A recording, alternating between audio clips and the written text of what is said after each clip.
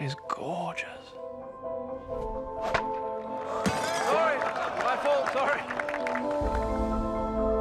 You can't possibly marry him, Diana. He's practically a stranger. It's not as if you don't have other options. The thing is, I just know this is it. Oh, I've got news. Oh, yeah? I'm going to have a baby. Best news I ever had. Since I proposed and you said yes.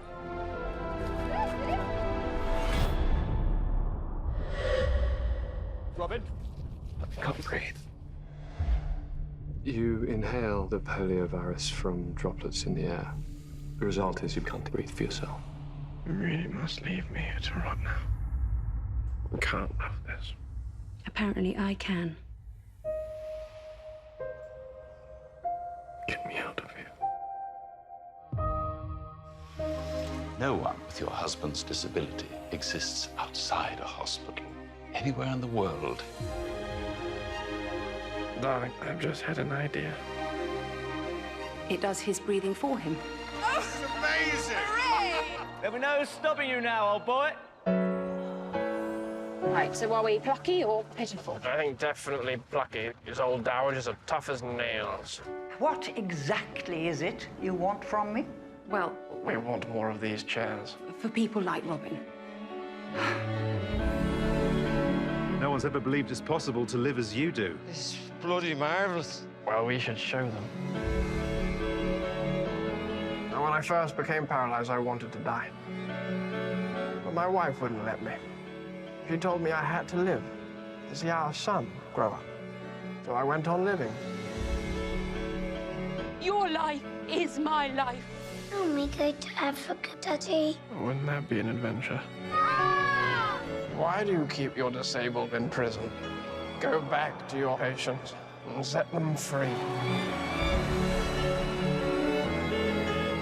I've accepted the risk of dying. I don't want to just survive. I want to truly live.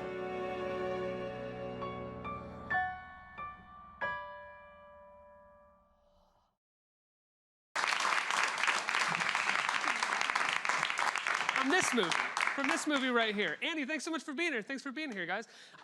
This is your directorial debut. Is that true? It's absolutely true, Okay, yeah. I'm pretty sure I didn't misread your IMDb or all of the press info that was given me. Why this story? What drew you to this? It's just perhaps I think the most inspirational, beautiful love story I've ever read as a script. It was so powerful. You know, I read it overnight and it completely destroyed me. And I thought I have to make this movie. Jonathan Cavendish, who is actually the producer of this movie, it's his parents' story, who I know, or I know Diana, his mother, and I know him very well. He and I founded the Imaginarium Studios together, so it's a very personal connection to the movie. And also, I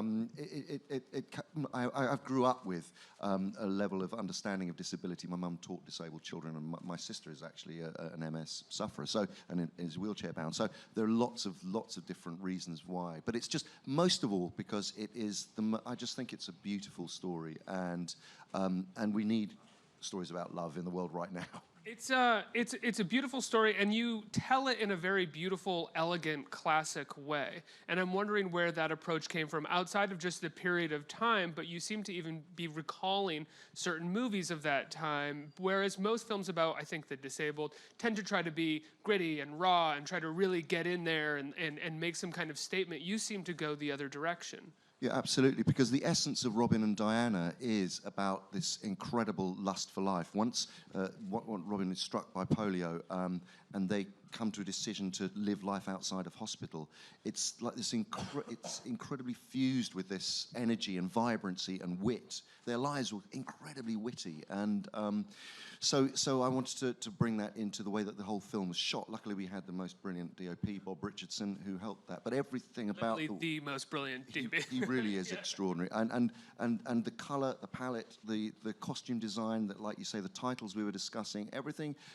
We wanted to frame this as a movie about a lust for life, and also it's very, very romantic, the opening, and we wanted to make it feel like it was this beautifully romantic story that was that fitted into the period and the nostalgic tropes, but that, of course, you know, is very much a shock when their lives are turned on a sixpence.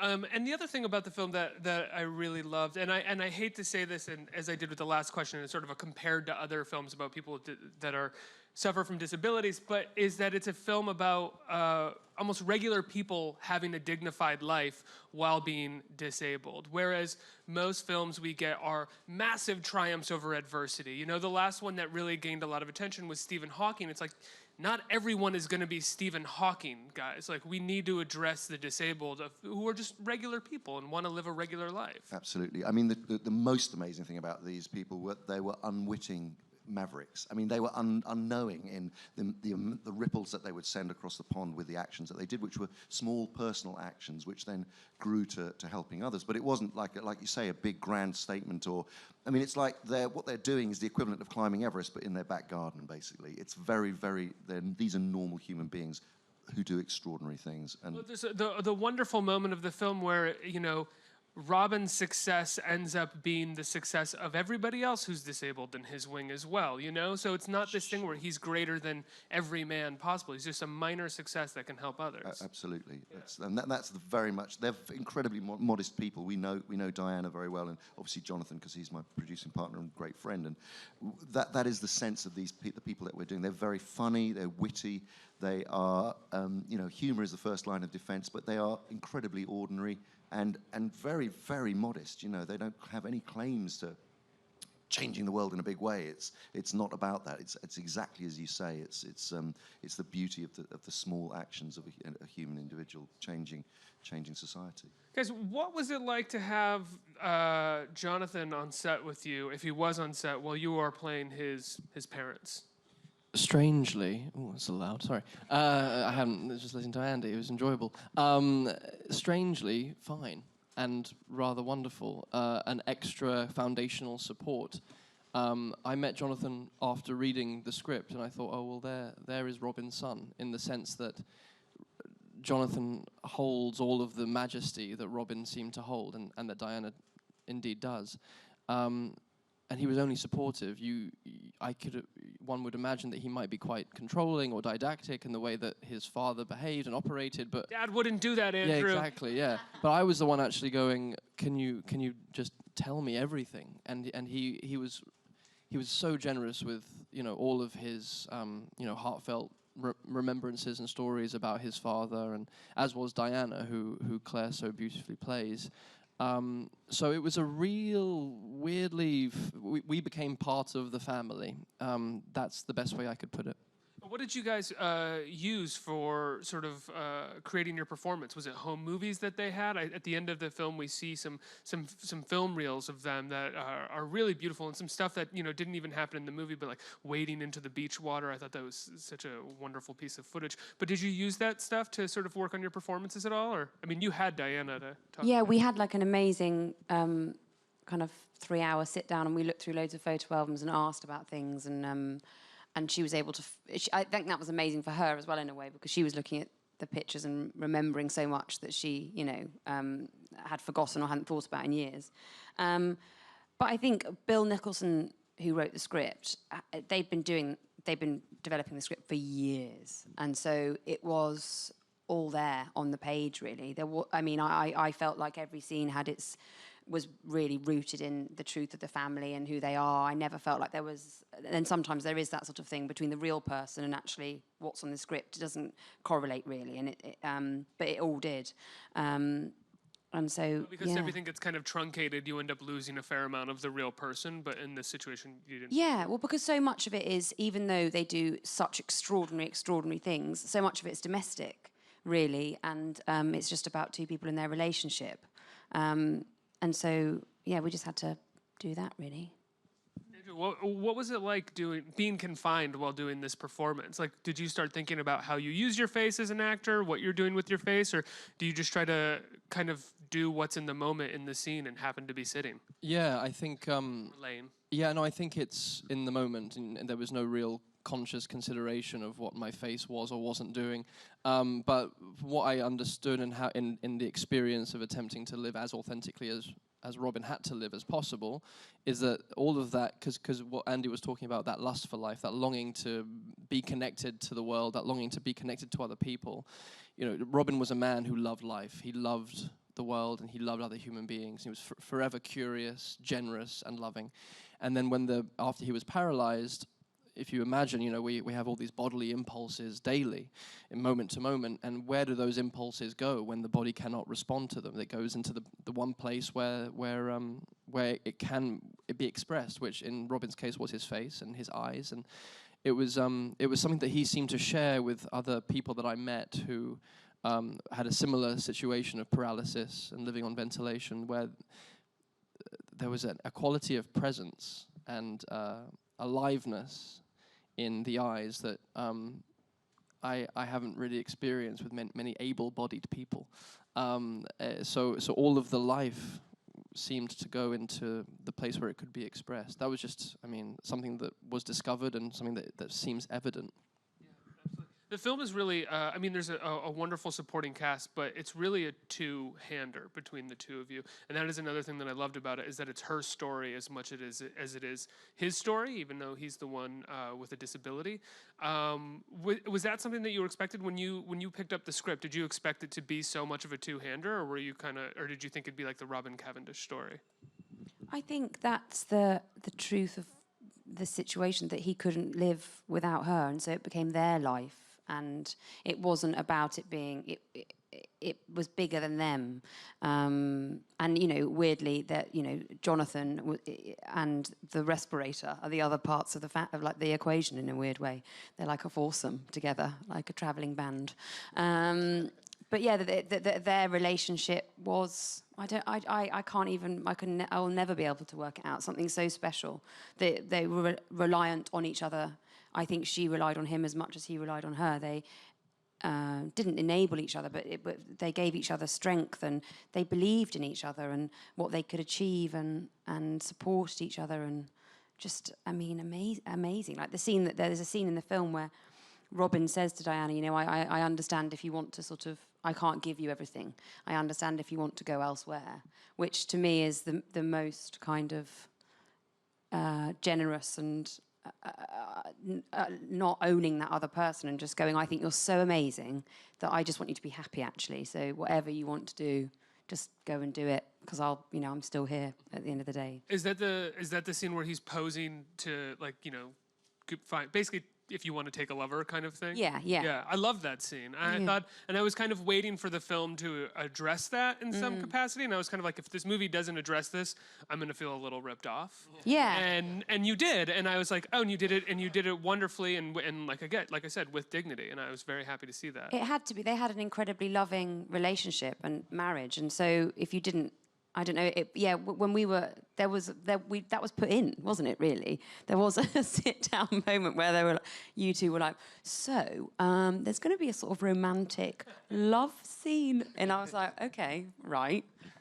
But yeah, it works, and it is really honest to how it would have been. I think you have I feel like a really hard job at one point in the film, which is nearing really the end of the first act, when basically your character kind of decides that she's going to take all of this on, and she becomes a really strong force, like a stronger force than she was before. We see her sort of changing after she's met Robin, and she goes to Africa, and she's sort of on this thing, but because of the running time of the movie and how much it has to get through, we don't really get a big scene where you make this huge decision, and you just kind of do it. And you do a wonderful job of kind of calibrating your performance per scene to sort of, so you can see that strength building rather than having this big moment.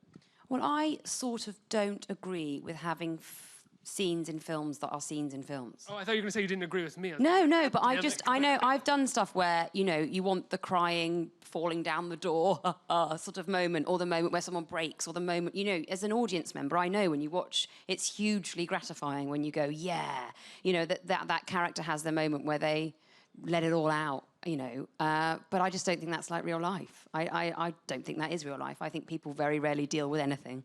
But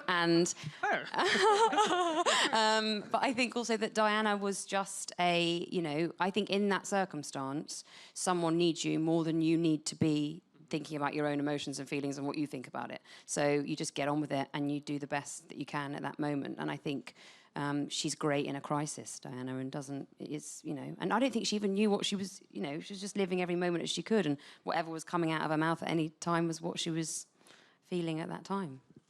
Andy, talk about we mentioned him. He is just like a legend of movies, Bob Richardson, to shoot the film. What was your pitch to him? How did you get him involved? He actually contacted us, remarkably, and this is the power of the script. I mean, Bill Nicholson's script really brought everyone together, and obviously the story itself. But no, he called us, and it was just like, hi, it's Bob Richardson here. It's like, hello. And this is a guy who's, for those of you who don't know, Oliver Stone, right? He did like the best Oliver Stone stuff. Tarantino. Yeah. He's worked with, Martin Scorsese. He's worked with all the greats. He's worked with all the greats, and Did he shoot Casino? I think he shot Casino. He shot and Shutter Island. it's like the most incredible film really, photographically. Really, yeah. And he's such. The great thing is about Bob is he'd never shot anything with a very strong female lead character or anything near a love story. And I think he's reached a point where he wanted to really engage with that, because he's done very, male-driven, Casino, gangster, kind of tough, natural-born killers, going back to Oliver Stone. That sort of very graphic and violent stuff. And this is the antithesis of that. There's such a beauty and simplicity to this that he really wanted to do it. And so we FaceTimed each other a few times, and then he said, I'm coming over. And I have to say, he was such a big part of the team, wasn't he? I mean, such a huge part of the family of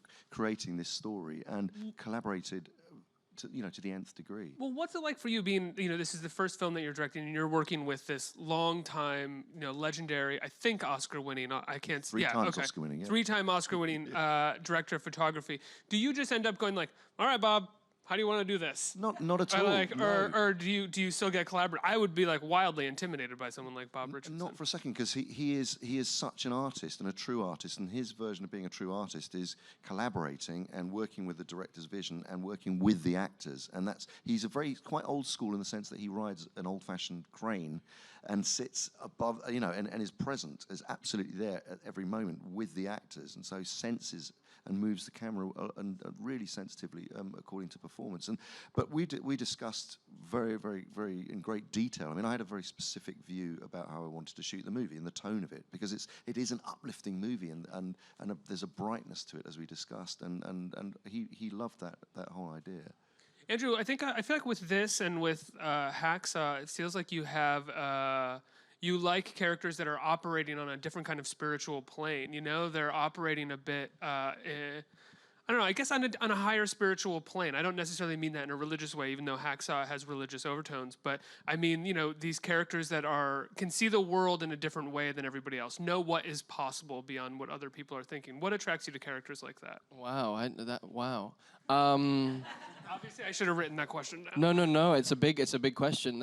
I'll probably not really understand why for the rest of my life, but I definitely am drawn to people in life and stories, whether it's books or films or plays, where there is some reaching beyond what we know, and beyond what we believe our potential to be. The spiritual component of life is something that I am very, very interested in. And this idea that, I like the idea that we're all spiritual beings in some way. I think we are, whether we're awake to it or not. And I think it's hard to remember that, I think, in the current culture, especially in big cities where there's not much nature and there's not access to that kind of awareness. I do really feel that. So yeah, Robin definitely, even though he was very religious, he was a Christian before the polio. He was devout, and he even converted a bunch of people in his barracks in the army. He was a captain in the army, and he was so kind of devout and impassioned that he managed to convert a bunch of people. But then when the polio hit and he was paralyzed, he decided that no just God would do this. That if there is a man in the sky, that he doesn't really like this man that would do this to him. That this felt a little bit like an indignity too far. And but I would argue, after renouncing the kind of puritanical Christian God, he became much more spiritual in the sense that he could see the divine in each person. He could see the divine in every single person that he came across because he couldn't look away. he wasn't able to turn away from anyone, so he had to find love for every single person that he was looking at. And I think that may be, I mean, I'm theorizing. Yeah, so like a kind of once he, I don't want to use the word reject, but yeah, I guess kind of rejected the sort of standard idea of a Christian God. He found God in everybody else. He found God in connection, in human connection. Exactly, the divine in each of us, and I believe that we all have. You know, I think the actual meaning of namaste. You know, that namaste that everyone's saying now. Everyone's saying that now. It's a new trend. I think what it means is the divine in me sees the divine in you. And you know that we are connected in that way. So I think he was a living embodiment of namaste. Oh my God, I can't believe I just said that about Robin Cavendish. I don't know how he'd be looking at me with incredulity right now if he was here, I'm sure. But he was also awake to the cosmic joke of existence. That's, I think, was very, very important. That he was able to laugh. There's a line in the film where he mistranslates a Spanish priest is mistranslated to say, God makes a joke like he's made on this man, and we throw a party. And he loves it, and Diana loves it in that moment. They're like, yeah, that's exactly right. God has played a terrible joke on us, so we're gonna dance as wildly as possible and go with the mystery of all this. You know, I asked them what it was like to have Jonathan on set as the son of these main characters, but what was it like collaborating with him on the movie? It was great. I mean, it really was. He is so managed to be so objective about that. Again, you know, just sort of saying what they're saying, that he was not controlling in any way. He didn't sit there sobbing, going, "Oh my gosh, what are you doing? You're killing my family's life story here." You know, it was nothing like that. He is a filmmaker making a film and had that objectivity. And we had agreed upon the tone. I mean, the tone was already in the script, but I mean, I think he absolutely. I mean, he says now, I think it's one of the happiest experiences of making a film he's ever had, because when it's that, you know, you are personally involved, it's your story you're putting up there. It's a big risk, but actually, with every day that went by, we had such an amazing crew, such an amazing cast, all of whom were there to support and tell this lovely story. And there was virtually no conflict on the shoot whatsoever, and that's quite rare. And we were pressured because we literally had 7 weeks to raise the money to make the film, and we had because there was a window of opportunity to work with Andrew and Claire, and we had 7 weeks to shoot the film. So it was a very, very tight schedule. But we just, I don't know, we felt we were blessed by this fair wind that sort of carried us through, really. So you had seven weeks, so you had like 35 days, 30 days to shoot? 35 My math days, is really bad. It's very simple, 7 times 5. Yeah, 35, yeah. That's not that much time to shoot a film this elegant and composed. I mean, every shot, every cut is composed and perfect. Yeah, well, thank you. Yeah. That was the idea. We wanted to shoot this cinematically. We had tell you who we did have. We had the most brilliant grip department. Chris Centrella, who is works with Bob a lot. Tell by the camera moves that you had some team in there. Yeah, 100%. You forget. People don't know maybe the amount of effort it takes to make those shots work. And so yeah, I mean the whole team was there, and they were feeling it. They were feeling the vibrancy of this story coming through, and felt that they owned it, you know, and that's a wonderful feeling on a set when you feel everyone in sync. It's a really good vibe. It was a great vibe, wasn't it? They cried and everything, and they're big burly men, and you know, they cried. That's amazing. Before I turn to the audience, you know, I want to ask, like, what are some of the things that you hope audiences take away from this story? Because as I was saying in the green room, it's not just a story about dignity in life, but it is a story about dignity in death, which I think is a really important conversation that we don't have that often. Look, I mean, I think this is an incredibly uplifting story. It really is a story about being able to respond to a very dark situation with almost laughing in the face of catastrophe, and that energy, the energy that these two people have, really affected lots of people after, you know, their lives afterwards. Not, as I say, not through any sort of desire to radically change the world, but through personal action. And I think, I mean, there are 43 million carers in the USA. You know, 43 million people who look after other people.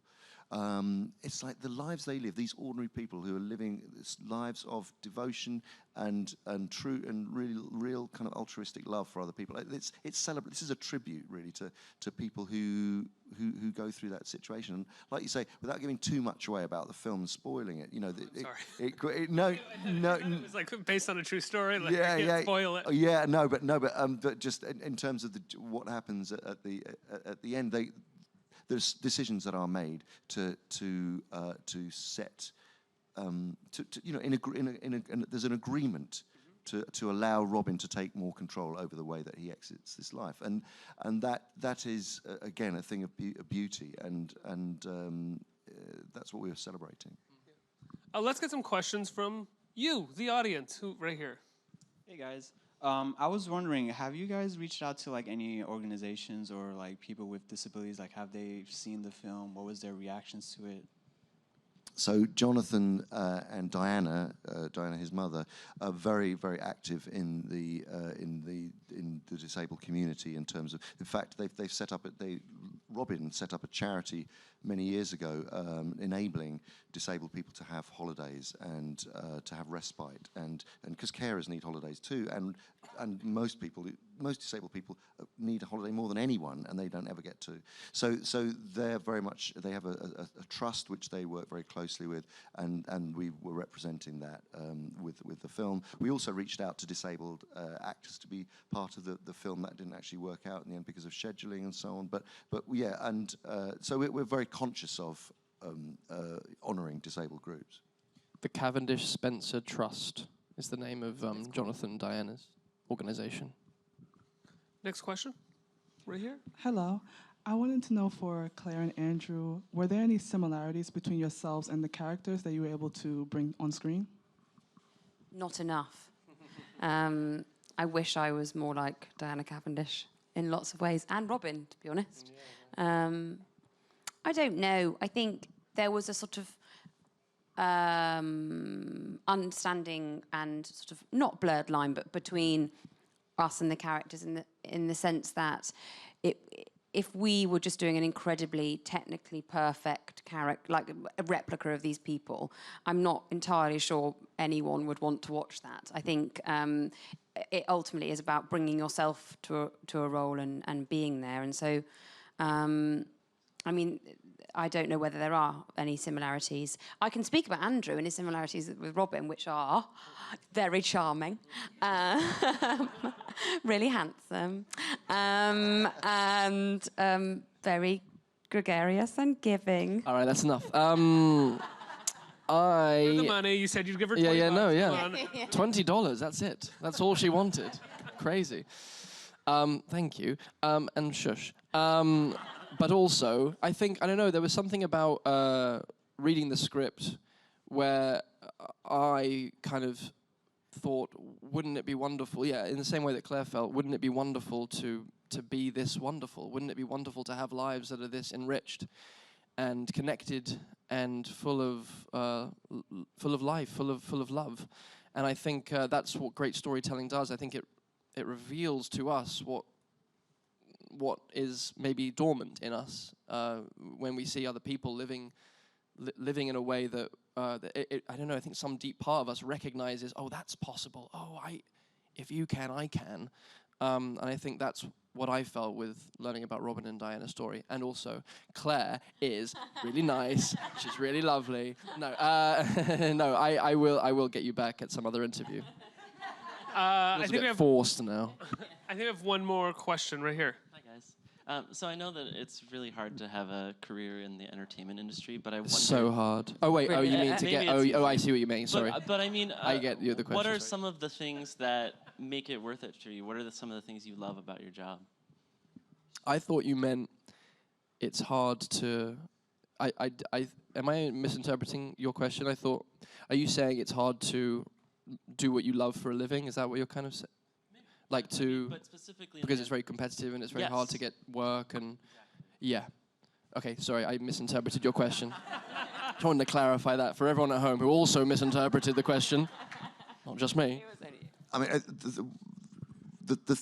to be able to work with incredible people and tell stories, that's what it's about. Actually, all you're doing is becoming part of storytelling. And I always feel incredibly privileged to be able to do what I do and love collaborating with people on all sorts of different projects and examining all sorts of different subject matters and really investing in those things because the filmmaking process isn't just about what comes out the other end. It's very much you're living a life while you're making that film. You're present every single day. You know, it's such a valuable time. This exchange of ideas, this collaboration of creativity between so many different people, and that for me is what really fires me up.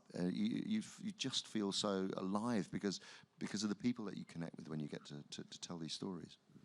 It's magic, making things, I think.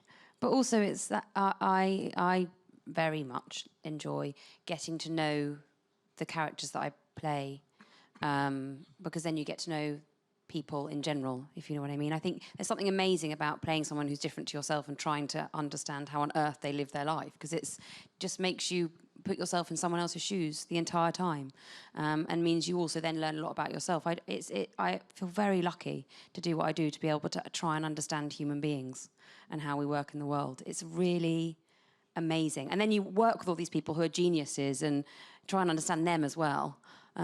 It's great. It is a privilege.